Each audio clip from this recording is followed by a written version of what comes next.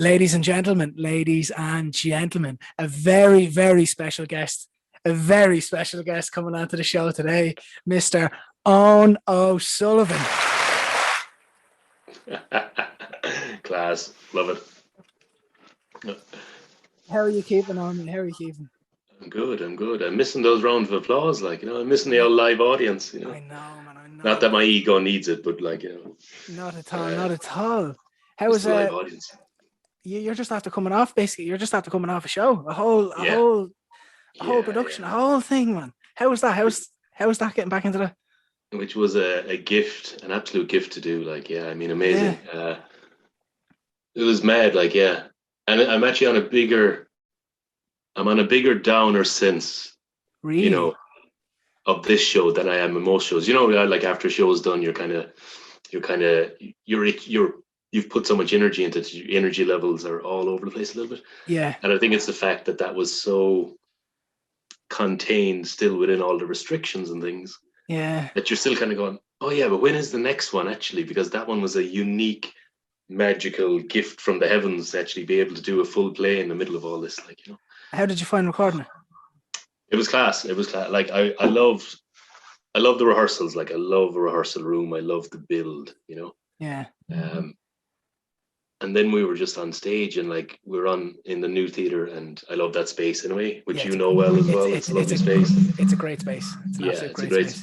And I played a lot in there to audiences, so there was a lovely familiarity with the space, and I could picture the show in there as we were rehearsing. So it was lovely, And then performing, it was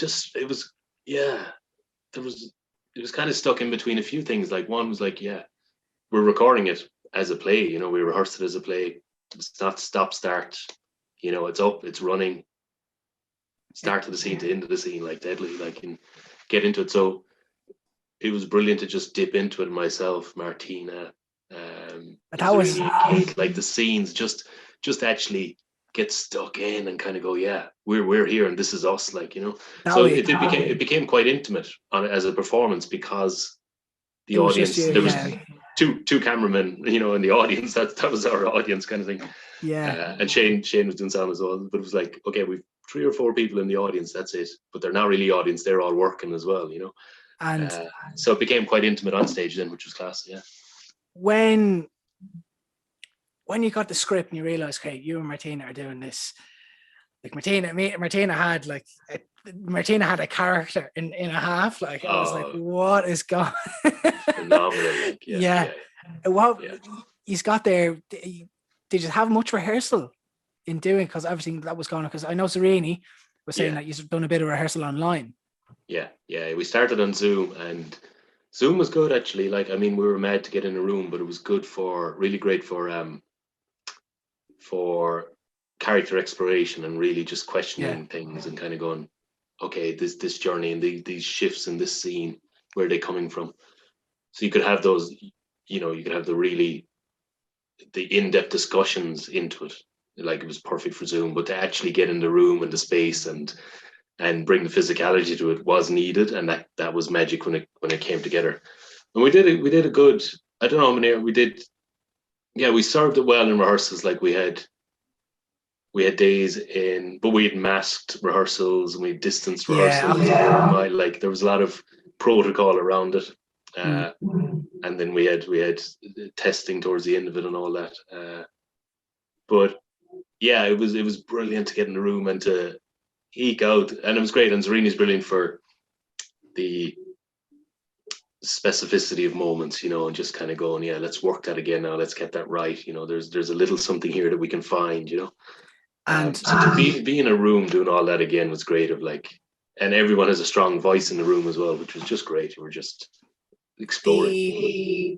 So we know each other from, I suppose anyone who doesn't know, we know each other from working together with Serini, with Lip Sync, me and you and a whole bunch of fucking miscreants decided absolutely the Carnegie Hall of theatre in Ireland decided landed off a plane in Edinburgh and had a bit of crack.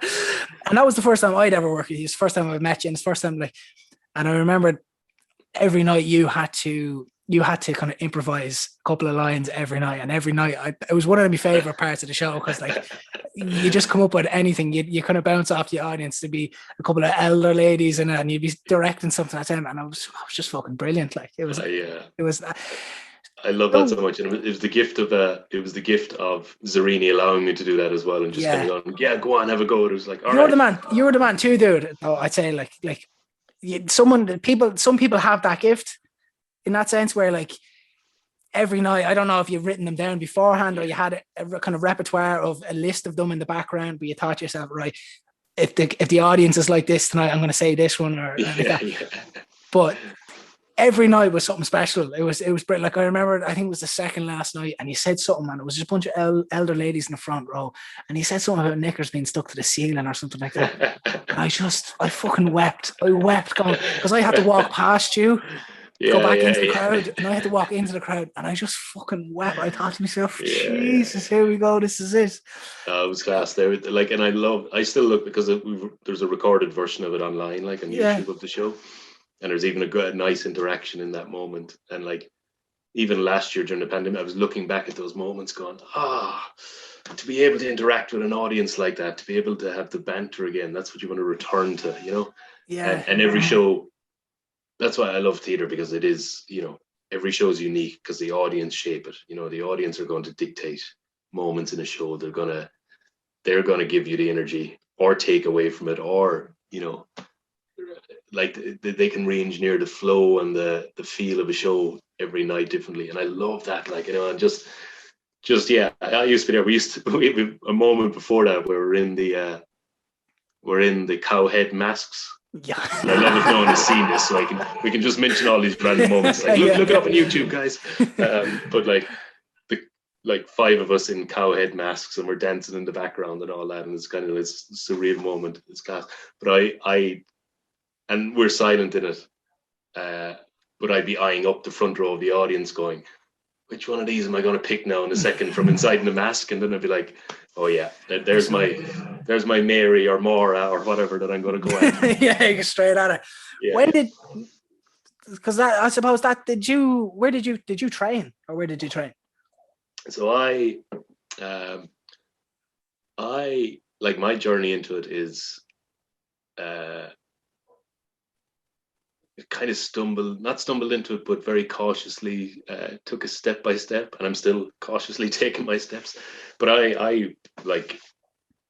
I studied software development in college, worked in IT for 10 years, you know, wasn't doing any acting at all, and never had. And then about 6 years ago now, maybe 7, but whatever, we're in about 6 years ago, it was like New Year's resolutions kind of thing. Like, it was like, I need to expand my mind. I need to, you know, learn and just explore new things. I don't care what they are. Like, it was like coming into January going, right, do something. And there was a brochure for local night classes at the local community college thrown in the letterbox, you know, where I was living at the time. And there was a bunch of them, and I was flicking through the pages going, right, sure, I'll do a bit of mindfulness on a Tuesday night, and sure, I'll do a bit of Pilates on a Thursday maybe. And then I was like, and sure, I'll do introduction to acting on a Wednesday, because it says it's fun and relaxed and carefree and no experience necessary and all of these things. Yeah. And I was like, look, I'll just do it. I'll do it. It's 500 meters around the corner is the college. Like, I'll just do it, you know. And I was working full time, and I left work late on purpose to try and sabotage myself, you know, to go to the first class even. Yeah. Thinking like, oh, will I go in? Or maybe the door will be closed and I won't be allowed in. Like, you know, kind of, you know, like. You kind of, you want to have it in your head. You want to have a reason for not to go on. Yeah, stuff like that kind of stuff. Like, and I arrived in the door, and it was this old computer lab, all these old dusty computers down the side, and they'd all the chairs pulled back, and there was about 8 or 10 people in there maybe. And they're all just standing around kind of silently, kind of wait. I was like, and I was already 20 minutes late. I was like, is this the acting class? They're like, yeah, the teacher said he's about half an hour late, so he'll be here shortly. So you're just in perfect time. So I was like, right. And I did that then for a few nights, and it was just a buzz. And I was like, I just got an adrenaline hit, and and a release from the working week, you know, and it was just like, wow, this is great, you know. And it was very like just intro stuff. And I sat in it for a while. Then I did that start course maybe in February, and then the following September I did the next intro course in the Gaiety and kind of did more night classes. And the following year, and we did more, a group of us actually in that intro to, which was again 2 hours a week only in the Gaiety, you know, just intro. And then we did Page to Stage, their next kind of development one. And a bunch of us were doing the classes and meeting up for a drink after in the garage bar, and I was just loving this group. And on the final night, we had to, after doing 2 or 3 of those courses in 2015, we had to do a presentation to a small audience, you know, everyone invites someone, and we're doing a short scene, you know. And my sister came in, I invited her in, and everyone invited family members. And that was the first time I was in front of an audience, and we did a 5-minute scene from Philadelphia, Here I Come. And my God, like what our bodies went through in the like fear and adrenaline before that and the buzz. And in the pub after, we said, right, we're forming our own company and we're putting on shows ourselves. And we were all drunk and doing it. And then I went back the following week, I found a venue in town, and I was like, we all said we don't need the Gate anymore, that we'll do our own shows. And we started meeting every Sunday night and making stuff, and writers were coming together, and we put on 2 or 3 shows. And that was all. I was like, I just love this world so much. And it kept building and building. So that's a long answer to the intro. And then training wise, I went and I did a 3-month full-time course with David Scott. And that was when it really solidified things. And I was like, oh my God, there's such depth of technique available here to explore. There was a great, you know, and that gave me a foundation, a brilliant foundation. And David Scott did his classes in the lab, didn't he? Was it the lab? Yeah. Or we were in the teachers club that time for the 3 months, but we were just in the hall and the meeting rooms. He's in the lab at the moment, I think. Yeah. And that I was like, oh wow. So I came out the end of that with what felt like a great foundation, an empty CV. Yeah. And I went out into the world, and with that I sent my empty CV, which listed 2 or 3 scenes, like director David Scott, venue, the teachers club, like, you know, as if we'd done a production, like, you know, and just started applying and said, yeah, please let me audition, you know, like I'd love to audition for your work, and started with that, you know. And suddenly it was like, yeah, I am now auditioning, and I'm out there trying to find work, you know. Getting work. Yeah, no. 2016, so that was 5 years ago, yeah. Jeez, 2016, and look where you come now as well. Yeah. That's crazy. I remember, was it probably only a year or 2 ago, I seen a short film that you were a part of with, I can't think of her name, but it was like a show, it was a film where you were set in was it like a sterilization clinic or something like that? Yeah. With Pernicio, with yes. Danny Galligan, with Danny that Galligan. Was, I remember looking at that, thinking to myself, the camera sits on you like butter sits on the toast. And I thought it was fantastic. I remember looking at it going, like, you can see you're the type of, it's like the kind of comedic thing you have with the offliners and the one-liners. You just kind of have this kind of, you don't know what's going on. You can't set yourself, like, when I started looking at it, I was like, what the fuck? All right, let's have a look. And I look. And I was like, Jesus, I did not expect it to go where it went. Like, and I was like, this is fucking brilliant. That was that's still, that is one of my favorite shoots ever. It's one of the favorite projects, you know. Dave Fox, who wrote and directed it, like, it's just phenomenal. Like, you know, and his vision for it, you know, when we were shooting that, and, you know, just, he knew it inside out, and he knew we'd shoot a moment and he'd be like, yeah, that's it. That's what I need for the edit. You know, that's going to fit in my. He knew exactly where he was going with it. Yeah. And we were still highly flexible on, like, oh yeah, we can't shoot this way now, or this location has changed, or this. But his, he has an amazing eye for it, and he has a brilliant ear for humor as well, and for moments where it's like, I'm going to throw this in here because it just needs it, like, you know, the shape of a piece. Yeah, I can't wait to see what his work is just phenomenal. Like, I'm just looking forward to where he goes next. Everything about that film was brilliant. I remember looking at it, that myself, did that go on in it win an award or got It had a nominated? great festival run. Yeah. And It, rightly so, because it was as soon as I seen it, I thought to myself, oh, like the camera, like as soon as I seen the camera, and I was like, yeah, man, this is an actor who, like, it really, the camera lends himself to, really does. That was so such a great process. And that again was auditioning, just like going for something I like. I'd seen the synopsis and a segment of the script and things like that, and I was just like, I really want this, I really want this role, and I feel good about going for it. Because sometimes you're going into audition and you're like, this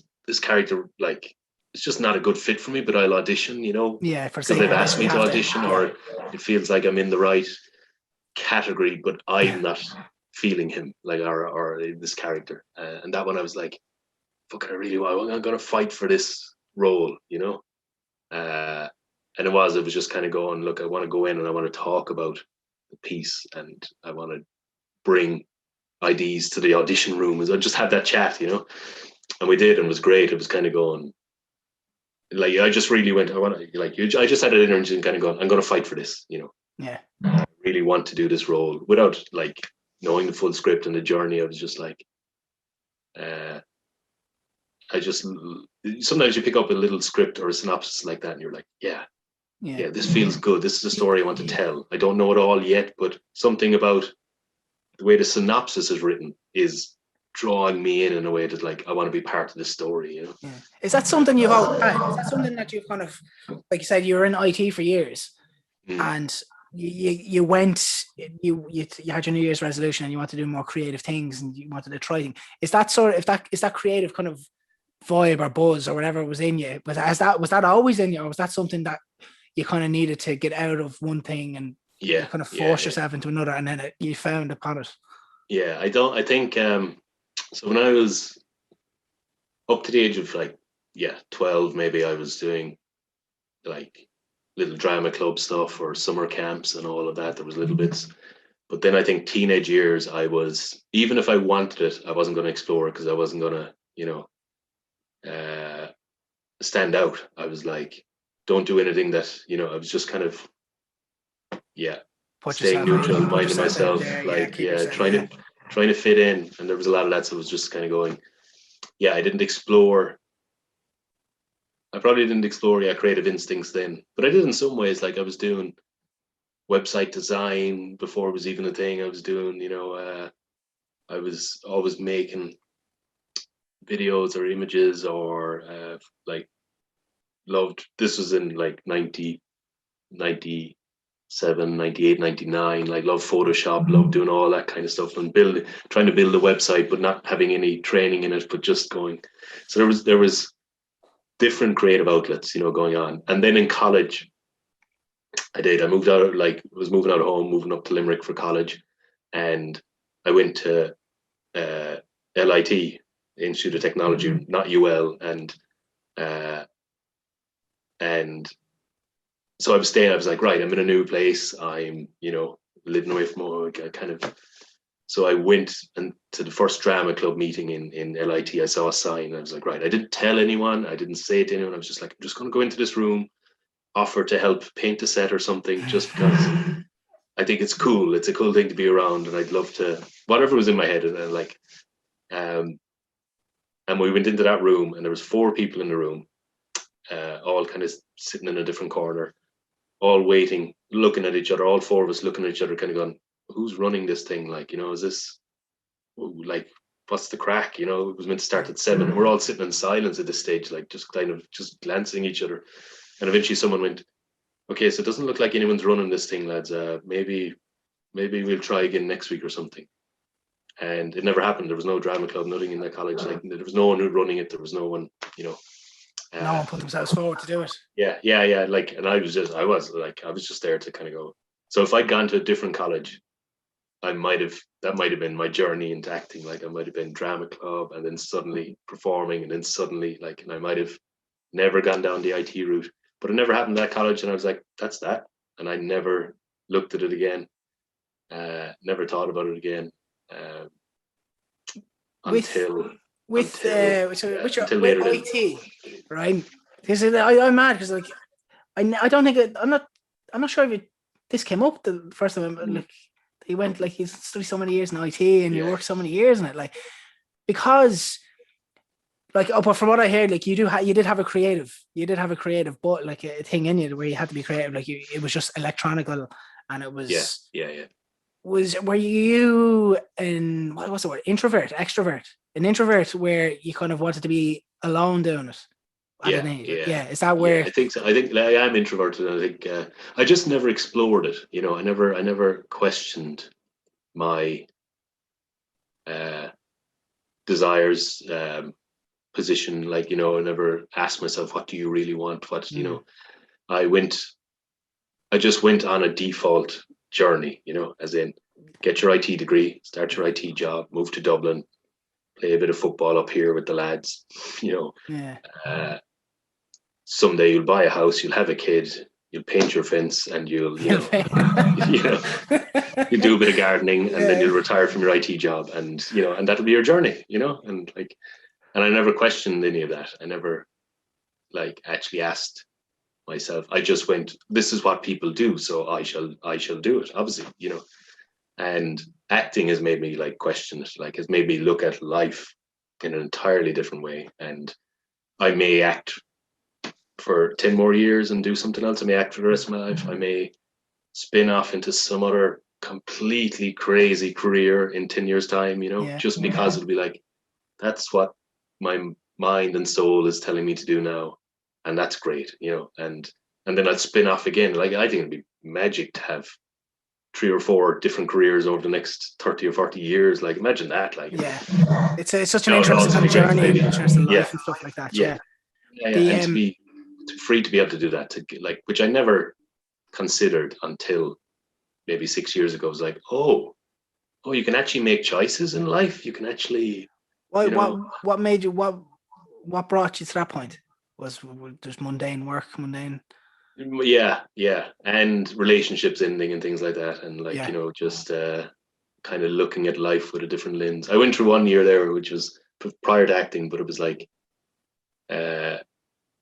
just a shift in life, and I was like, right, I need to. I've been taking too many. Not taking enough risks, and I was like, I'm just going to say yes to things. Before I'd be like thinking about it too much, and I was like, I'm going to say yes to more things. If someone's kind of going, will you go this? Will you do this? How about a trip here? Or do you want to do this weekend? And normally like, oh, well, actually, I was thinking I might. Oh, I don't know, and it doesn't really suit. And like, I'd catch myself, and I'd be like, yes, unless there was a like complete concrete reason to not. I was like, yes. And then I deal with it after that. And that started to change my outlook of like, oh, I said yes to that, and it turned out it was brilliant, and I loved it. And why was I thinking about it so much before, you know? And so that relationship and the work as well. I was 7 years with the company that I left in 2016 or the end of 2015 to go training, and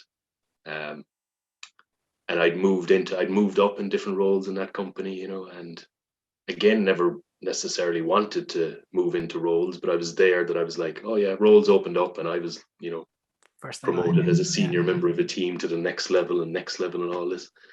And then I was doing a role, and I was like, I don't enjoy this. I just don't. And I was looking at people who were so passionate about the work. And you kind of like, I was like, how are you passionate about this thing? I don't understand your passion. I don't know how you can put so many hours into this and live and breathe it. I just don't. There's something wrong with me. No, you may. That's when the questions start coming in. Is there something wrong with me in that? Because like, I've been here, you like, because you've been there like long enough, like you're kind of hoping that this passion kind of falls upon you at some point. You know, like it's like, oh no, one day I'll understand this, and I'll be passionate about this, and this will be the right choice and the right lane to go down. But then it just. It could be just one day, one instance where you're just like something clicks and you're like, Jesus, I can't stand this shit anymore. Like, do you know, like I say, like there's something more to me than just doing this one thing. Yeah. We were brilliant in that company. There was a brilliant improvement process or development process, which is next managerial kind of career development, and which involved courses about management and development. And part of that package, which they were giving to a select number of people in the company to move them up, you know, through through the ranks or see if they can be next leaders in the company and all that, was a life coach. You know, there were like a few sessions with a life coach, and they were, you know, off site, so out of the office. They weren't like, you know, the life coach was not there to kind of go, I am here to, you know, to shape you into this company. Yeah. Like, I'm here to hear what you want, and if you're right for this company, we'll learn about it, and if you're not, we'll also learn about it. And I remember the first session, I was just like all these things that I don't like, suddenly being able to talk about them. And I think at the end of it, she was like, okay, so you probably shouldn't be working for this company. You shouldn't be a manager. You probably should change into, you know, non-operations role and do something technical. And you probably need to ask yourself a few key questions about what you're doing. And I was like, oh, okay. And then we got some lovely, like, just the simplest little techniques, like a heaven and hell sheet. You know, it's like a line down the middle. Left of the page is heaven, right is hell. Think about 5 years in the future. Write words on either side that just mean something to you. You know. So it's the life coach. The life coach really kind of kicked everything in. Yeah, like there was loads of little things that came together, but that really shaped it. And but I had already started doing the night classes and acting by the time that was in. So like the heaven thing was suddenly acting, and that was never there before. And I was like, okay. And then it was beautiful. It was just like, okay, circle one thing on either side. And we only spent like 2 minutes writing these words. So it was just instincts to say some words. It doesn't matter. No wrong answers. And then it was like, circle one thing on either side. One thing in heaven, one thing in hell that represents 5 years down the road. And we left that meeting. She said, so all you have to do now is take one step of any form towards heaven, towards that thing you've circled for heaven. Just take a stepping stone anyhow towards that, and take one step away from whatever you've circled in hell. And she's like, that's all you have to do. Yeah. That's all. Nothing else. Don't think about the end goal. Don't think about where it takes you. Just find a way to step onto the next stepping stone and step away from one. And I was like, oh my God, it's, you know, it was a lovely concept, and just stepping stones. And it's like, you're crossing a stream.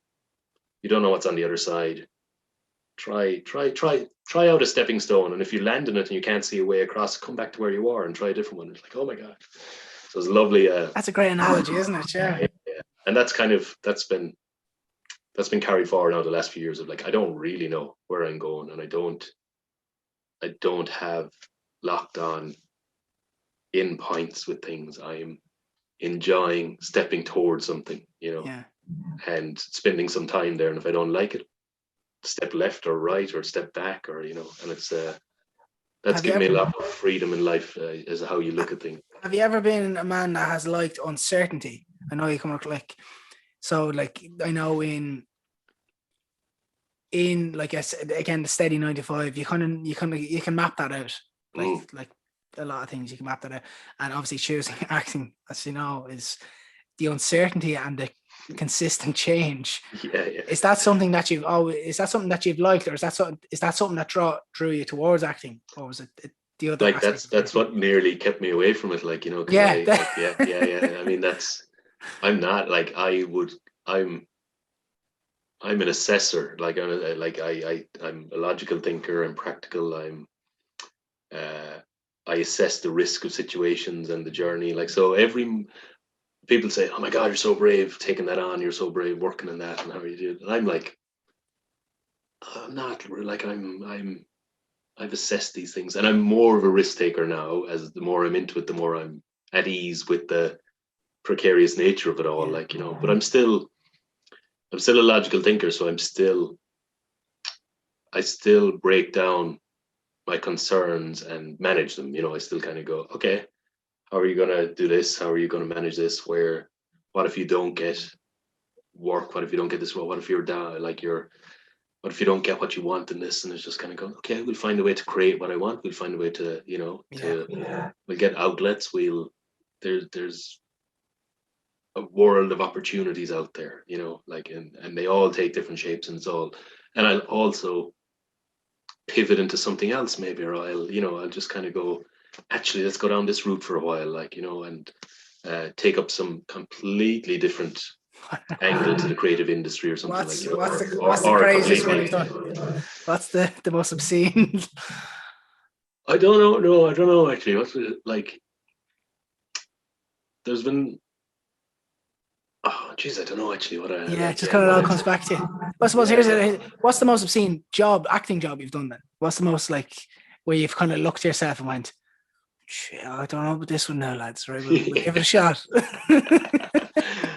I did. I don't want to like. Yeah, I'm kind of going Oh no, in a good early way. on. Early Obviously, on, no, in a good way. there, yeah, Obviously, there was a lovely one a lovely one, and I speak of it positively. I don't mean yeah, like as but it was a music video, and it was like early on. It was like I'm very much, of the thinking that I do need to break down my own uh, uh, controls and boundaries, because yeah, I've coming from years of IT. Like I didn't roll around on the floor pretending I was a cat. When I was 20 years of age. I didn't let myself loose. So there's loads of moments where I'm like my inhibitions. I have to break these things. Like I have yeah, to like really push myself to kind of go, what am I doing? And like, oh my God. Yeah. So I remember early on, I still have it. I'd still look at something and was like, again, that initial reaction of like, Jesus, no, and then go, yes. yeah, It's like, so there was a music video earlier on, which was just a mad music video about, a guy who kind of creates a kind of Frankenstein's monster kind of thing, like, but it was it's like you will be naked in just an apron on, and you're working with this naked body to bring him to life, and you're all transferring energy into each other, and it'll all be these weird hands-on kind of shots and all this kind of thing, like, and I was like, yeah, fuck it, that's go great. for it. That's just and that doesn't sound crazy, but to me that was like, it's 6 months prior to that I was working 10 hours a day in an office, like, and I was just like, God, this. compared to any other job, it's fucking it's Yeah, yeah, bonkers. But like in the industry, it's like, oh yeah, that sounds about right. Yeah, yeah, it that's doesn't. I was just describing it there, and I was like, actually, no, that just yeah. sounds like a normal shift. Like, what are you talking about? Sounds like a Tuesday. What? But yeah, yeah. but that time I was in the basement of Film Base at the time, and we were Yeah, like, I was like, oh my God. And I was putting on a calendar. There was makeup to make me kind of dark as well, into kind of crazy. And I was like, yeah, I don't think I've even had makeup on before that point ever. And I was like, so that was so new and felt wild to me. So like those kind of moments, that one came into my head when you were just saying it. But yeah, now I talk about it as if it's, as you said, again, it's it's like, just yeah, that's what I'm doing next week. Like, in the industry. I remember like when I kind of kicked. I done where was I? I was in college. It would have been one of the last years in college, and there was like a couple of courses or there's a couple of modules in it where it was like I think it was like live art. The idea was it was a live art, and you had to create like a live art installation. And like before this, I was on. I think I'd done a couple of jobs in a building site. I was in a bar. At one time, I was picking up bouncy castles. Like I was doing loads of random things. And I remember, I remember going in and saying, "Yeah, I've got this idea for this thing," and everyone was like, "It's kind of been done before, but if you put it your way, it will do it." Yeah, cool. So what the idea was, I paint my whole body white, jet white, and people would draw right on me and write wow. words and write how they're feeling on me and stuff like that. And behind it there was a projection, and I remember showing my mates and went, "What the fuck is going on? What are you at painting yourself white? You fucking ham you." I'm like, what? That's how it is, lads. That's Yeah, what yeah, it's yeah, like. yeah, yeah. And It was it's that first moment where you make, like when you're doing that, you're kind of going, oh yeah, that was yeah, great fun. I enjoyed it. You know, the a hole didn't open up and swallow me. Like life continues. This is great. I'm going to do it again. So I definitely have. They're all little challenges in my head where I see something. I'm like, right, that sounds crazy and scary and mad uh, and even recently, even last week, I was out. Last week, yeah, maybe Friday, I was out just doing some shoots, helping some pickup shots for a documentary, and uh, it was gas. I was just standing on the canal, and loads of people walking by, and it was just me and two cameras were just set up and pointing, and they're all like, and I was the only. There wasn't. It was not. It was just pickup shots walking along the canal and things. yeah. But it was just funny. I was like, here I am, and people walking by were like, who's he and what's he doing? And like, because the cameras were pointed towards me, so they're interested in who is this guy and what's he in and who is he? Like you can see that kind of look or like, what the fuck is he doing? Whatever it might have been, like, you know. Yeah, it's a weird It was mentality. just weird. I was just like, yeah, I could stay here all day long now and just or shoot things and enjoy it. And again, 6 years ago, I wouldn't have stood for a photograph. Never mind, recording a pickup shot or something. I'd be like, no, like, don't ever put me on anything, you know. Yeah. Do you ever? So it's just a do you great ever journey. regret doing it? Like, do I ever regret? Making the jump from IT. Oh no, God, no. Jesus, no, not in a. Like I went. It depends on like. I went kind of going, all right, I'll stop. Let's go back to full time work. It's just because it's just uncertain and precarious, and you're like, I'm doing nothing. I'm on a downer after doing something amazing, and I still can't, get a hold of those. They're the tough thing, you invest so much into a project, and you're like all your energies, and you're getting your mind and body right for performances and all of that, and then it's like it's over, and you're like, oh, well, what do I channel my energies into now? So they were really tough the first year or something, where it was like I'd never experienced anything like it, and then I've never experienced anything like it. It was like, geez, this is heavy. So I was like, oh my God, this is too much. The roller coaster experience is too mad. So they was not a regret though, but definitely a thought of like, oh, will I just get a stable job, and will I just, change what I'm doing here? But then the next project comes along, or the next thing that arrives in the inbox, and you're like, oh, there's a chance. Are you saying there's a chance? Like, I'm in. That used to be like the way I was, like, say when I was over in England or something, I had a job, and I'd be like, okay, I've gotten to the point where I'm working now, I have a job, and then suddenly this kind of acting job kind of sneaks in from the side, and you're like, I have to leave this job that I've worked on for a while to do this kind of couple of weeks of an acting job, but you're just drawn to it. You just, it's something that like once it's there, you're just, and that kind of just tells you that this is who you are. Like, this is who you're like, and until something drastic happens in that situation, this is who you are. Like, something about creative jobs are just I just love, I love the people. I love people are big thing. It's such a great community, and there's an energy that people carry because it's generally for the love of it. Like, it's just because it's like people are all dealing with the same uncertainty and doubts. But when you're on something, then it's just a joy of what we can create here, with all the stress and all the problems that happen in, building some rehearsals or sets or whatever. But there's an underlying shared joy that's there of like, we are in this room together. Camaraderie that like, you could have never met someone.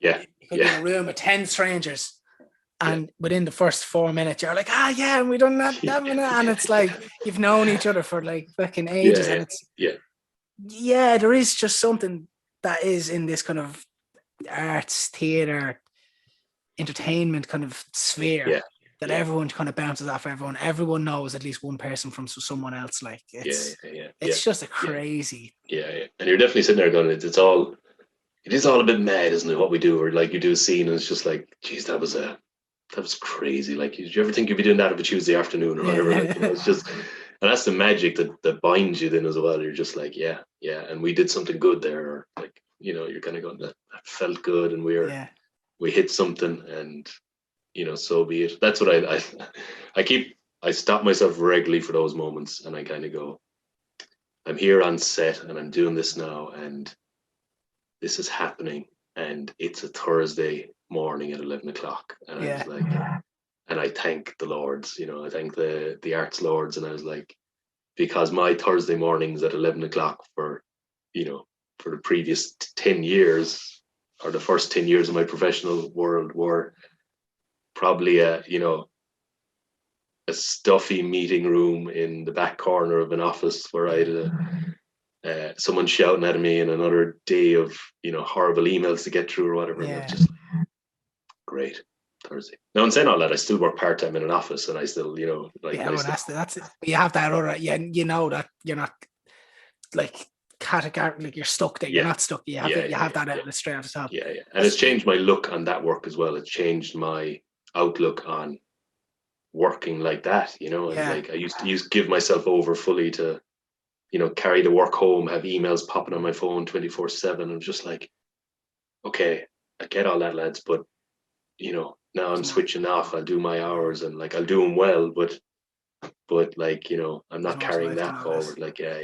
And I think that's changed my outlook and everything. And again, as I'd say, I could very easily pivot into something entirely different because something will land and I'd be like, yes, go do that for a while. And I've learned so much about how I'll now approach new things as well. Like, you know, it's just, so Jesus, no regrets. Not a freaking. That kind of the epiphany moment that you had, like when you kind of stand and you look around and you go, Jesus fucking Christ, that's all this about. I suppose it kind of links with, there's like a 3 link here where the first read through we done of Dolly in UCD, and I remember reading it like with everyone, and I remember reading it myself, and I was like, okay, we'll see what happens when the first reader comes in. And then we all read it and I was like, yeah, this is actually pretty fucking funny. Like, this is really, do you know what I mean? Because when you read yourself, there's no context until someone's putting a bit of infliction on the other side of it. And I was like, this is fucking, this is so, all right. So from that was like a moment where I realized, okay, this is going to be funny, to this, probably the last night or the third night in Edinburgh when we all had the cow masks on and everyone's just breaking their bollocks laughing. I went, fuck, no one's doing this, what I'm doing right now. No one is doing this. All right. And then the January after, when I was in London in the vaults with Astronaut, I was sitting in the bar, right? Sitting in the bar with Emily, the director, and we're kind of sitting there, and it's a very dark, dim bar. And this couple randomly comes up and went, I seen you in Edinburgh. I says, what? I seen you in Edinburgh. You're doing with the cows. And I mean, like, no way. Yes. Brilliant. I thought, this like just full circle. Yeah. I thought, that like just for that kind of moment of like, you're always gonna remember that, because I'll always remember that, and now you're always gonna remember it. Brilliant. Like, I've had it like 1 or 2 of those as well, where it was like, no way. Like 2 years later, someone mentioned like just a piece or something that you were in, and like, you know, and they're just, and like they have love for it. They're talking with great, you know, with great admiration for the piece, or great, you know, empathy for the piece. And like, you're just kind of going, wow, actually, okay, yeah. Like I just miss audiences so much for that, for shaping a piece together and kind of going, okay, I miss going to stuff. I'm not even talking about. Going to I miss being in an audience for that, and kind of going, wow, the actual energy in this room for this moment is priceless. It's like nothing else you get anywhere. You know, you'll get it at a live concert as well. You get it at those shared moments when the entire crowd is just buzzing together with the performer, like, you know, and like to stand at a concert for that, or to sit in the audience for those moments, it's like, just a live energy. Is there a particular venue in Dublin that you're missing more? Like, do you have a favorite venue in Dublin? Only because probably because I performed there the most, and I've had some amazing moments in there. Is the boys' school in Smock Alley, which as a performer, and actually I've seen some great stuff in there. Now it's actually, as an audience experience, you know, there's uncomfortable benches in there, and there's, you know, and if you're upstairs, there's a big wire in front of you, but it's still a very intimate venue, and it has this history around it, or this aura around it, just because of the age of it, and just the brickwork and the arches that carry something. But there's such a character already there, like, before anyone even opens them out, like, and if the right, I was saying, if the right company comes in and uses that space to its full, it's actually like incredible, because the tiers and the angles that come out with it, like, it is really good space. 2 of my favorite moments of performer in there, it was, and 2 shows, and one was the Queer Fella, Brendan Behan's piece. So 1950s Mountjoy prison. So it's like, they've built this for us already. It's all brick and wood and metal, and it opens with, and I'm backstage at this, but it opens with, so the audience are in, and then from the very top ramp, a guard is walking, a prisoner with a hood on his head, the whole way down. That's the opening of it. And as he goes each level, he just goes lights down level 3, and the lights go down a bit. Lights down level 2. He walks in through the audience carrying this guy with a hood, like, you know. See, that's brilliant. Takes him off backstage, and back, like, in the wings, you're like, now we're in something. The show has started. We're in a prison now. And audience members said as well, like, it was like, oh shit, we're in something now. Like, you know, we've already been surrounded by this, and it was gorgeous. Owen Lennon, the lighting was gorgeous. Sunrise then breaking across the stage before it kicked into the morning scene, you know. And I was playing later in that show then as well. We're sitting on a bench, and we're meant to be in the yard looking up at the stars, and there's lovely lines about, like, you know, do you ever look at stars, like, you know, do you ever wonder if right up there is a man sitting on a bench, you know, looking down at us, like, you know, and all, like, it's just a great piece. And Jesus, as a performer, that's one where I completely, the world was all around me created. Like, I was in a prison yard. I could see, like, I really, that was when you're kind of going, those moments when you're really in it and you've left yourself, or you're kind of, you've really, or whatever, it's hard to articulate, but you just had that complete connection with the world and the character and the moment and all of that. You understand everything. That was one of those, and you just feel it. And it didn't happen every night, you know, but there was just one night where I was like, oh my God, I'm actually, you know, I see all of this. It was beautiful, but it's a strange one to articulate, but when it happens, you're like, wow. There's this particular feeling that, like, yeah. And that's probably clicks sometimes. It doesn't happen every night. Yeah, and that's one of the things that kind of drives people to go, but that's one of the underlying things that really drives, especially actors, to go back, like, is that that feeling when it does click. It's just it makes everything, it's worth it. There's such a buzz in yourself. There's it makes the whole stay in space. We did Tuesdays with Maury in there. I don't know if you know that book from Mitch Albom. So it's Tuesdays with Maury, and it's full of life affirmations, and like the play version of it is great. So it's an autobiographical, written by Mitch himself, who was a sports broadcaster at the time, and met up with his old sociology professor, who is now dying of motor neurons disease, or Lou Gehrig's disease, and ALS. And it's about the younger guy getting life lessons from the older guy, like, and he's all business, mobile phone, jetting all over the world, and like the older guy's like, you need to breathe, and he's like, just little, you know, he's kind of trying to teach him, you know, just he's like, without love, we are birds with broken wings, you know. He's like, that's, and he's like, so tell me about your love life. And he's like, I don't know, I have different relationships, I have this. And he's like, you need to settle down, man, or you'll never become who you can truly be. Like, and loads of it, like, it's full of humor though, and it's also dealing with grief and saying goodbye, and in there, in the boys' school, when we got into the second half of that, because you carry, you know, the audience are very well aware that by the end of this play, you're going to be saying goodbye to Maury, you know, like, and people know the book, people are fans of the book, they know in the second act, the emotion in that room, because everyone's sitting on benches, and we just so close to you. And they're so close to each other. So if the person behind you is starting to well up, you can feel vibrations in your elbow sitting beside them, that they're getting emotional, like, and it carries. So some of those nights were just highly emotional, but really great reaction after, and very cathartic for some people, you know, and people waited in the lobby after and just went, you know, I love the book and thank you for bringing it to life, and like, you know, and or I didn't know I needed that, but I did. And people were messaging after, kind of going, look, I lost someone recently and I didn't think I could handle this, but it really helped. And I'm, you know, and just those. Now, as always, you know, other audience members, it mightn't have had any impact on them or whatever, but you know, it doesn't matter if there's one person in the room in any given who needs to see that show, that whatever show you're doing, there might always be one person who just needs it in their life that moment, you know, and you're like, okay, it's for you then. Or but yeah, really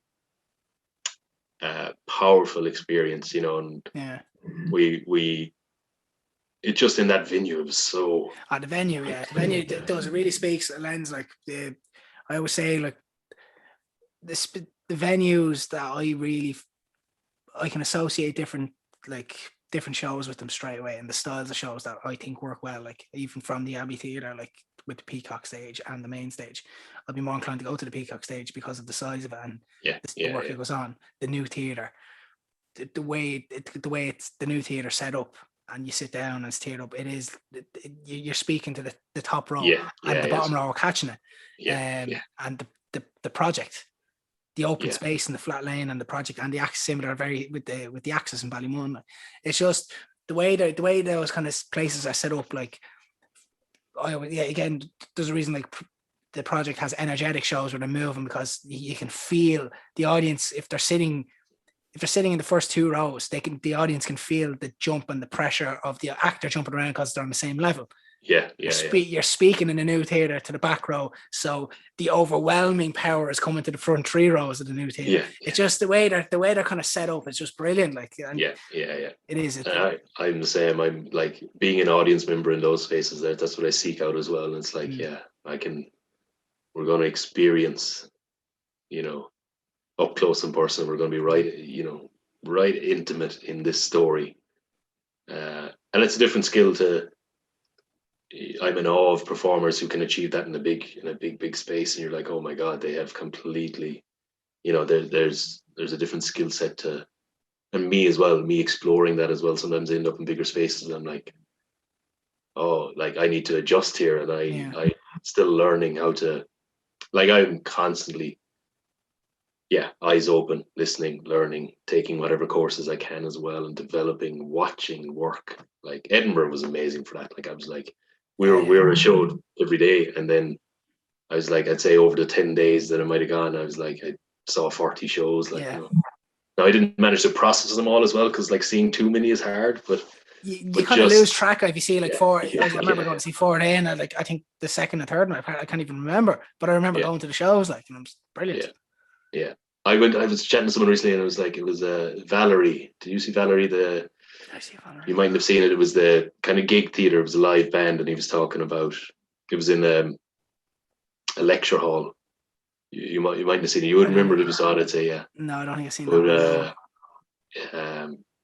It just came back to me, and suddenly I was talking about it for 40 minutes with someone, because I was like, one of the best things I saw. Like, it was just amazing, but I just went, oh fuck yeah, Valerie, and it came back to me in a flood, and suddenly it was like, I could talk about this forever, this show and all they did, and I want to see it again immediately, kind of thing. It was like, and I love when that pops up. You're talking about something else, or something in life triggers it, and you're like, oh, actually, I want to talk about this show for a moment, because I went through something that night and it affected me, and I want to tell the world about it, and it's gone. It'll never be seen again, Yeah, that's what I see. I remember, I think it was that year I went to see Belfast Boy.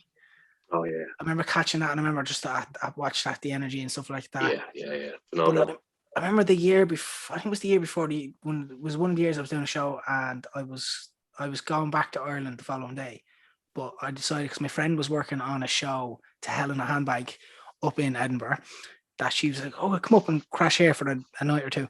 I was like, yeah, great. And we went up and we went to this show, and I have the picture of it. It was called JoJo's Bar or something like that. It was called. It was long where they took over a kind of like a basement space in one of the buildings. It was like the school building or something like that, and it was they put a kind of a bar in, and it was like a cabaret setup where the actors were like, they were telling stories but doing skit gigs, and it was just everywhere.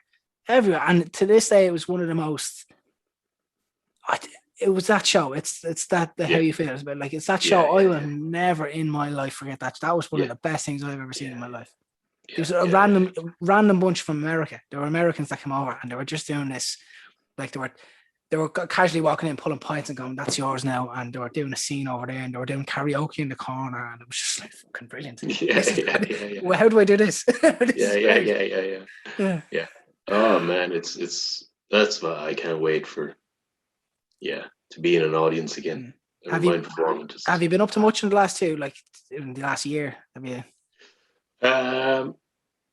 Funny enough, like last year ended up being a great year, because it was like in the middle of it all, we shot a feature as well, like last October. Like there was a kind of indie horror feature, Hillwalkers, which was mad. You were kind of going, okay, I thought this year was a write-off, but Yeah. you know, I had an ad as well that was online or whatever, and I was like, and loads of people saw it or whatever. Like that kind of reaction, like, oh yeah, there's my first ad that's happening and floating around, and you know, you have your cousin or your aunt texting, going, "Ah, just saw you there," and like, I was watching Bake Off on Channel 4, and suddenly you hear like, you know, what are you doing on my TV? You know, so all that, like, just little things that were like the funny little things that are first times, you know, in the journey of an actor as well, like, you know. And then we had a feature which was class. We were up in Dublin mountains shooting this Hillwalkers outdoor and wild weather and great scenes, and a horror feature, which is great. So just these, you know. Is that coming out this year? Or is it out already? It's coming out. It's doing a few festival rounds at the moment. Like, right, you know, yeah. it's just, we're trying to see, we'd love to get in the cinema for it and all have like an actual audience for it. Yeah. Like, you know, so we're kind of holding out for that later in the year. Hopefully it'll pop up in a festival in Ireland at a cinema or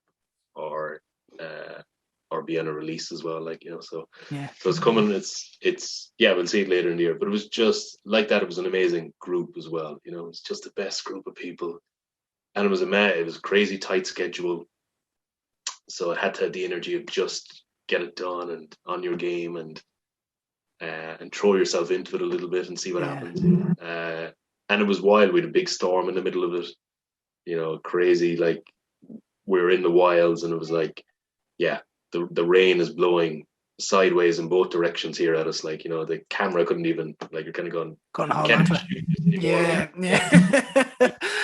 Never mind me. I was like mumbling my words. I couldn't even think straight anymore. I was like, I'm freezing cold and I'm soaked to the bone. And geez, I'm just winging it here now. Like, you know, but amazing experiences. Like, but not that there's anything wrong with that, but it was just kind of, we were all kind of going, this is wild, and it wasn't meant to be this bad this day. Like, you know, and you're still trying to. The previous day was sun shining, like, and you're trying to, like, kind of go. Yeah, you plan for it, and it's fucking madness, but, absolute madness. Amazing shoot, that was class. And then we kicked off last October, and hopefully it'll come back rehearsing a new play by Chris Kelly. It's a one-man piece that I'd be performing. Oh, here we go. And we had, when theaters were open with restricted viewing, and they're kind of in November, there was a chance they were still open, like, you know. So we had 2 days booked in Limerick, I think, and in Kerry or Cork, and so suddenly we'd started rehearsals. We were kind of going, okay, this is, you know, we'll be on. I'll be on this, and we'll be trying to pick up a tour of Ireland, or you know, take it around to local venues a little bit more. So that was kicking off, and I was like, this is class. This, you know, it's such a great piece, and I can't wait. Hopefully we will pick it up, as I were unsure about where we can go with it and what it looks like at the moment. But so last year I was sitting there kind of going, oh yeah, these are lovely moments in my journey that are happening right now, you know. And they had, like, you know, that was put on hold then, but it was kind of going, this, you know, they're moments. If you ask me what I'd love to be doing, like, you know, what would make me most happiest in this, it'll be that play. Like, it'd be kind of going, taking that on tour and doing work. Is that something you wanted to go on tour and stuff like that? Yeah. It's just be class. It's just a great piece as well. And it's just you're kind of going, that's actually taking that to intimate venues, to small venues, and having, like, it's, you know, it'll be an hour long, or like, and having that intimate hour with you know, bringing a character that hopefully has, you know, a connection with the audience, and just spending time with people and bringing that. That's a gorgeous way to be. If that could, like, I'd love to take it to Edinburgh as well, like, you know, and kind of go, yeah, let's spend a month doing it over there. It's a piece that would have legs, hopefully. And it's mad that I was kind of going, yeah, or like, you're kind of going, what am I chasing? What am I? Yeah. You know, because you're always looking for the next job. So that like, you need to stop and look and kind of go, actually, that's a job that I would be happy. You know, that's it. That's you know, let yourself and just enjoy the current work, enjoy what might be there for you right now, and just kind of go, because this is everything you want to do, you know. So fingers crossed that'll come. And then And then Zarini has been amazing with lip sync for Yeah, she's online work, amazing. you know, like some of the online work and talking icons and doing the monologues. Yeah. They saved me last summer as well, because I was like, You you did know, I what was going wasn't on. being creative, I wasn't getting stuff done. It was like, it was amazing to have the platform and the direction and the piece of work and the need to create something, you know, and just got you out of a slump, got me like got me working again, got the mind. I was like, oh yeah. And off that I started doing some other work as well, like, and some other online stuff, and kept it going. Once you get it going, it kind of, once you get it started, it keeps just rolling on and rolling on. So like, lip sync or and pheromone, which we did recently, which we spoke about at the start of this, that was just magical, like, you know, just a gift to be able to do a full 2-act play and get up on stage and the set design was fantastic. Yeah, set was production fantastic. design, production design was amazing, and the process was just class, Right. like, you know, like just class. And we kind of go, oh yeah, what a joy, like when there's so little happening and so little going on at the moment. Yeah, you've got an opportunity. So very, very grateful for that. Yeah. Well, I think we've come full circle. Yeah, beautiful. Yeah. I think we've come full circle. Just noticing that there now. I reckon you're going to have another good year. I will. Whatever form it takes. It'll be a good one. It's in the stars for you, my friend. It is in the stars for you. Likewise. And I've a lovely new publication coming in my letterbox tomorrow. I'll be having a good look. The mystery man. I can't wait. Notions. Yeah, congrats, man. Thank you, anyway. Thanks for sitting down with me today, mate. I really appreciate it. Loved it. Hope rehearsals got going again for the new production, and yeah, thanks for sitting down with me. Hope we get on stage again sometime. I'm looking forward to it. I'm looking forward to it, mate.